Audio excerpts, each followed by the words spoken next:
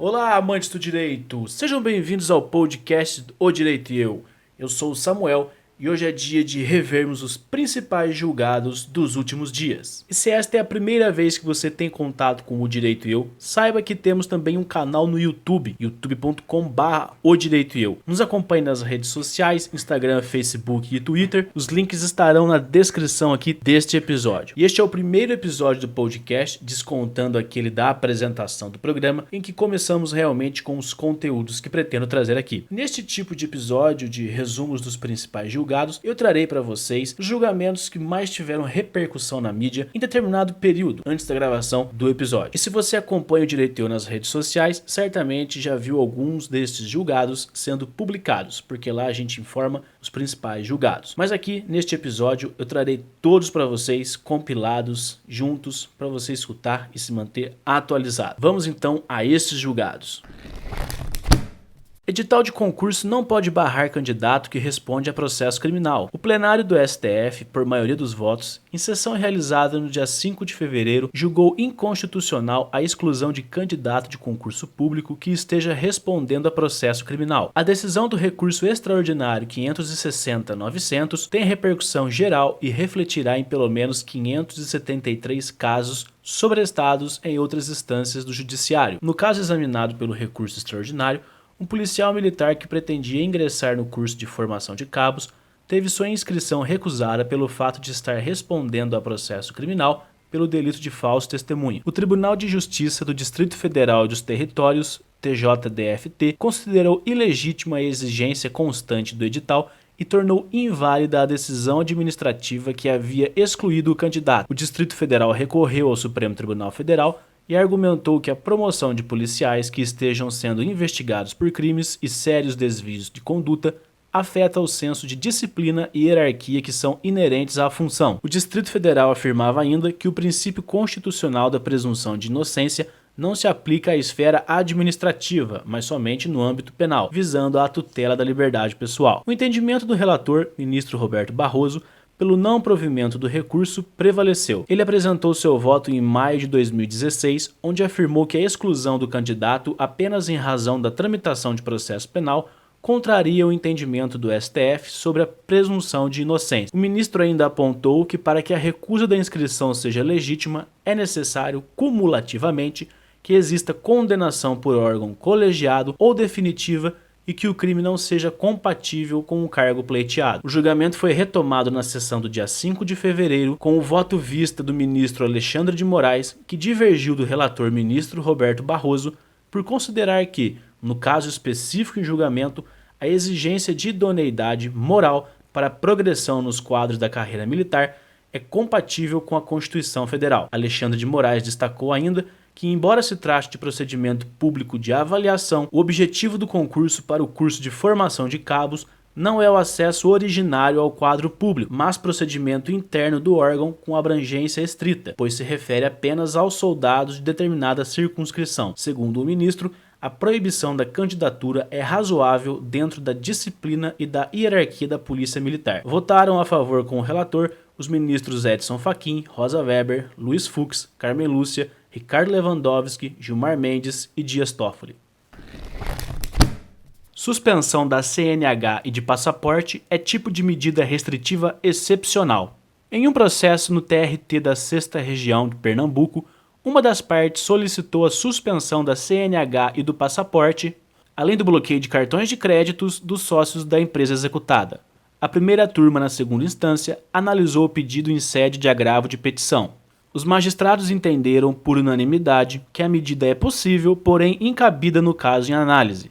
É possível, pois encontra-se nas inovações trazidas pelo CPC de 2015, mais precisamente no artigo 139, inciso 4. Não é cabida no referido caso, por serem restrições de caráter excepcional. Conforme o voto, relatado pelo desembargador Sérgio Torres, para a adoção dessas ações, deve-se, abre aspas, levar em consideração o esgotamento das medidas convencionais para compelir o devedor ao pagamento e a evidência de indícios de que o devedor esteja escondendo patrimônio com o intuito de não arcar com suas obrigações, o que não se comprovou no presente caso, fecha aspas. É preciso ainda, segundo o voto, analisar se existe necessidade, adequação e proporcionalidade à configuração de cada situação e, no período em análise, os magistrados concluíram que as medidas solicitadas não seriam eficazes para satisfazer a execução por serem desproporcionais. Manteve-se, por unanimidade, a decisão da 5ª Vara do Trabalho de Recife, Pernambuco,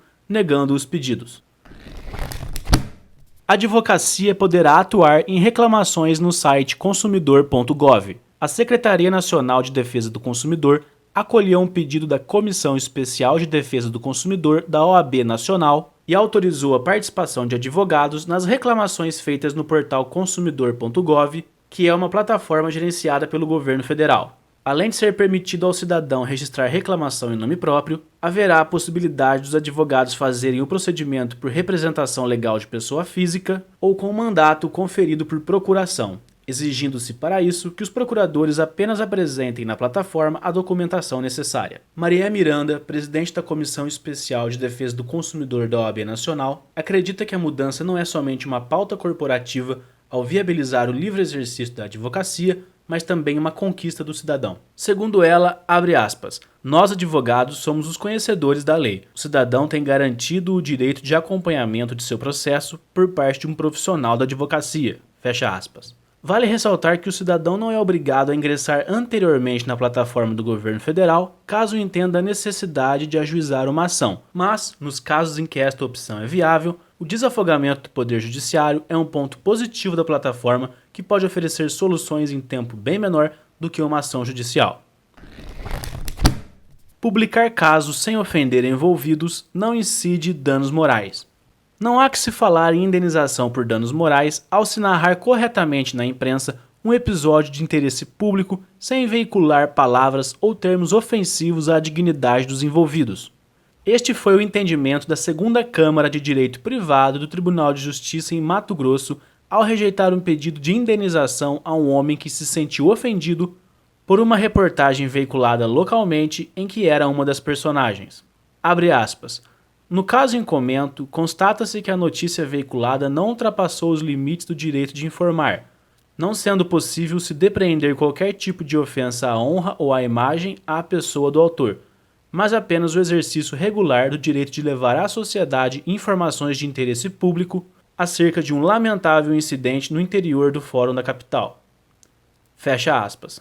Afirma a decisão da relatora desembargadora Marilsen Andrade Adário.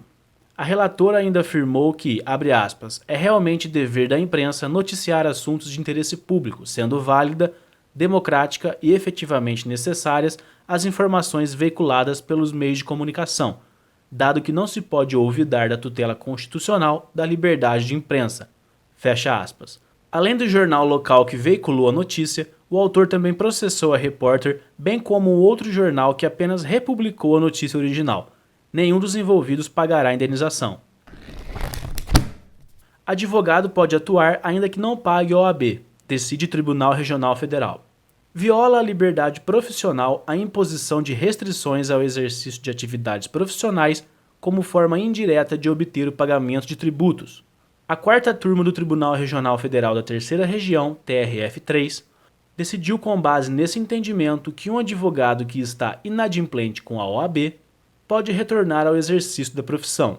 A desembargadora relatora do caso, Mônica Nobre, invocou o inciso 13 do artigo 5º da Constituição Federal, que estabelece que é livre o exercício de qualquer trabalho, ofício ou profissão, atendidas as qualificações profissionais que a lei estabelecer, salientando ainda que o impedimento ao exercício da profissão torna ainda mais difícil o adimplemento do débito. Houve divergência aberta pelo juiz federal convocado, Marcelo Guerra. Para ele, embora a Constituição positive livre exercício do trabalho, a Lei 8.906 de 93, que dispõe sobre o Estatuto da Advocacia e sobre a OAB, prevê a suspensão da atividade profissional em caso de dívida. Abre aspas. Nesse contexto, considero que a penalidade de suspensão imposta, em virtude do não pagamento da anuidade, é legítima e, portanto, pode ser aplicada em razão de existir previsão legal específica a respeito. Fecha aspas, afirma Marcelo Guerra. No entanto, o entendimento deste último foi voto vencido. E termina aqui mais um episódio do podcast O Direito e Eu, com revisões dos principais julgados dos últimos dias. E se você gostou do conteúdo, não esqueça de curtir e compartilhar com seus amigos, porque isso nos incentiva a produzir cada vez mais.